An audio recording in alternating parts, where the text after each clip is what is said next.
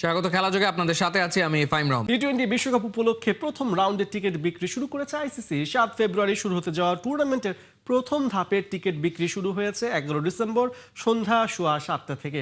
ভারত এবং শ্রীলঙ্কায় আয়োজিত হতে যাওয়া বিশ্বকাপের টিকিটের মূল্য রাখা হয়েছে জনসাধারণের সাধ্যের ভেতর।